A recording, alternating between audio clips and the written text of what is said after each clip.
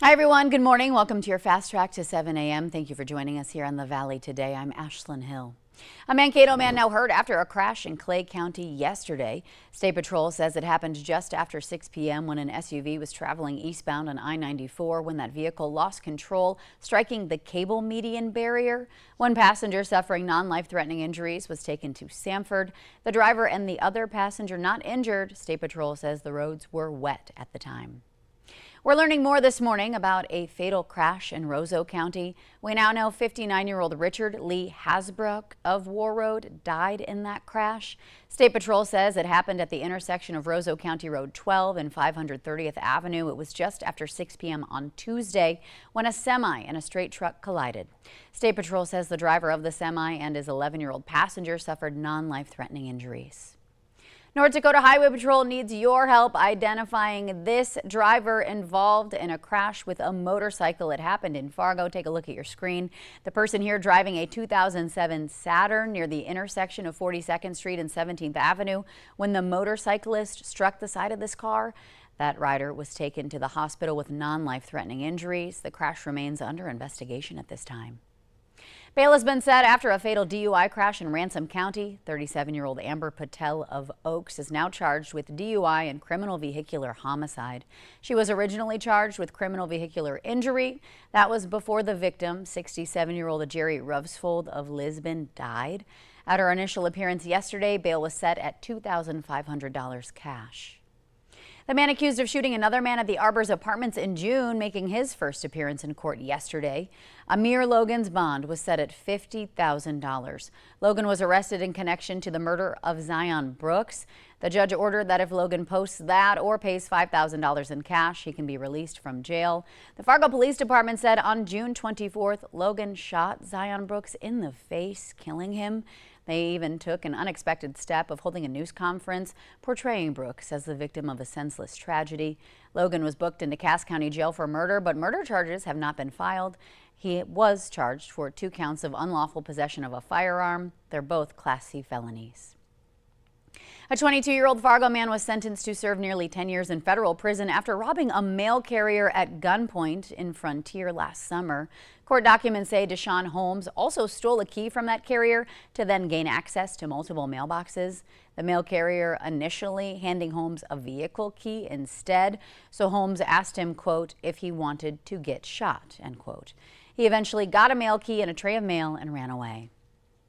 The Fargo Police Department speaking out about safety in downtown Fargo after a homeless man stabbed 2 people at the Pride Parade this past weekend, hitting a third person with a knife. They say they were monitoring the situation at the time with drones in the sky and a crime center staffed with people monitoring cameras. They didn't offer any specifics, though, into more or any different safety plans for future events like this happening downtown. Instead, they reiterated what they have been saying, that downtown overall is safe, and it seems bad because of the attention it receives. So when something happens down there, even if a very similar incident could happen somewhere else in the city, it just doesn't get the attention that it does downtown just because of the attention that downtown has gotten recently. After the August 11th stabbing, a YouTube video surfaced believed to be from the suspect, Michael Hurto. In one of the videos, he appears to be inside the downtown library. Here's a look at that footage. Here he's talking about being sexually assaulted by a group of people.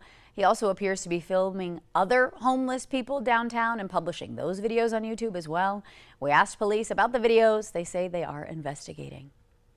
6:53 on our Thursday morning. You can see it already outside, fog rolling in, and it's a rainy start to our morning. For the details, sending things right on over to meteorologist Lisa Green. Good morning.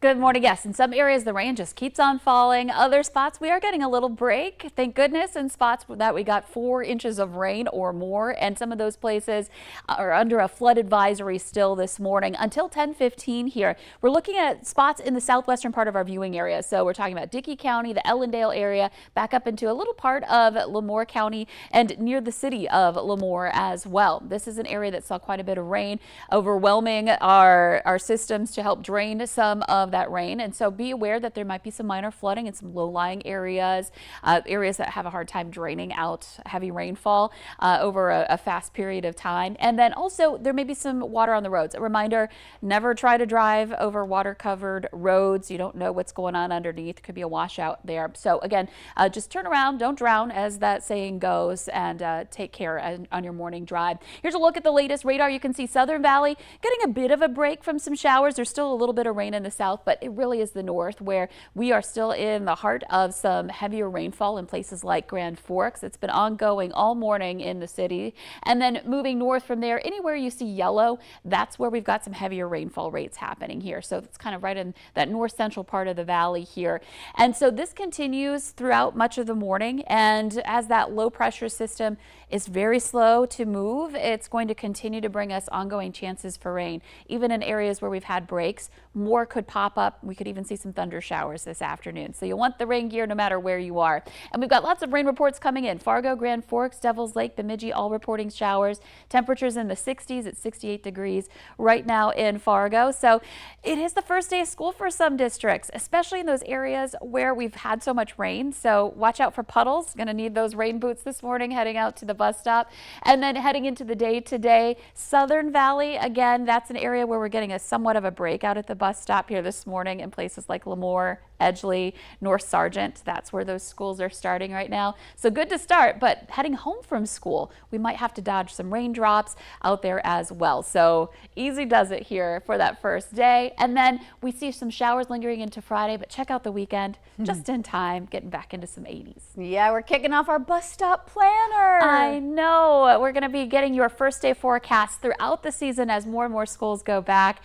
We'd love to hear from you when your district starts up. Let us know, and we'll try to feature the forecast for you, for your students throughout this season. Love it. All right. Thank you, Lisa. Okay, everybody, it's time to get jiggy with it because we're taking you back to the 90s. It's for an artsy event full of nostalgia. The Valley Today's Tatum Miller joining us live this morning with KFEX Studios at Roots Hydroponic in Moorhead, giving us the lowdown on tonight's 90s event. Good morning. Good morning, Ashlyn. That's right, we're hopping back to the 90s, but we're also getting crafty this morning. I'm here with Kelly Pfeiffer from, oh my gosh, you're going to have to remind me of the name. KFEX Studios. KFEX Studios. That's okay. Thank you so much. Absolutely. And that was your own brand, but we've been talking about this new collaboration all morning with Grassroots Art Hub. So you have your 90s almost launch party today. Yes. What's going to be at the launch party? We have tons of fun stuff. We have the creative events we've got going on. We're doing a hemp jewelry making table, a POG painting table, which if you are like me, you will remember having a ton of these little round things laying around, and they were really cool to collect. You'll get in on it. We've got a couple classic video game stations.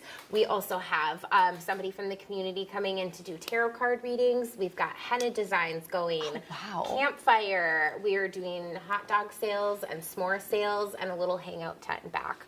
We do have backup plans if it continues to rain tonight. So if it's raining, please come. We're still here. We are still here, Yeah. and like you mentioned, painting these pogs, which I just learned what they were, is one of the events. What do you got painting over here? I was just working on a cute little mushroom. I love it. Yeah, just And you can fun. kind of freehand all of this and just have fun with it? Yep. Pogs were typically, they had different designs on them. Some of them had pop culture designs. Some of them were just kind of artistic little designs. So you can do whatever you want with them.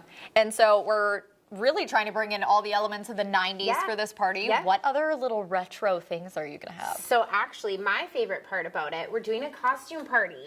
Come dressed as the iconic 90s character. You can do cartoon character, you can do pop culture character, or just rock some flannels and some boots. yeah. And then we do actually have 2 prizes for our 2 costume winners. So come on down. It's all a bunch of locally made stuff by our artists in the group. So, yep. How exciting. Yeah. Now, Kelly, remind me one more time, where and when is this event happening? The event is going on here at Grassroots Art Hub inside Roots Hydroponic. Our address is 423 Main Avenue, Moorhead, and it is from 6 p.m. to 10 p.m. tonight. Perfect. Well, Yep. thank you so much, Kelly. Absolutely. And if you haven't been listening all about this collaboration, you can tune into some of our other segments, or we'll be right back checking in with another team member. I'm Tatum Miller for Valley News Live. And Ashlyn, I'm going to keep painting, but back to you. Yeah, we don't want to interrupt. I love this live look this morning, Tatum. It's perfect for a Throwback Thursday. Keep having fun. All right, big reminder, the event is tonight from 6 to 10 p.m. at Roots Hydroponics in Moorhead. The address and the flyer up on your screen and the information available online. Well, today is National Relaxation Day, the annual day to focus on yourself. Whether it's work, family, or other commitments that keep our lives busy, taking some time away is key to reducing stress. Many of us have a favorite activity to de-stress, but this day might be the chance to try something new. So if you have a favorite way to relax, today's the perfect day to do it, and this was your excuse. The Today Show and CBS Mornings just about to start, but the Valley Today rolling on with more live up-to-the-minute news and weather coming up right now with Lisa and myself on the Fargo CW. If you're heading out the door, have a wonderful first day of school, and hey, it's an overall great Thursday. Take care, everybody. See you tomorrow morning.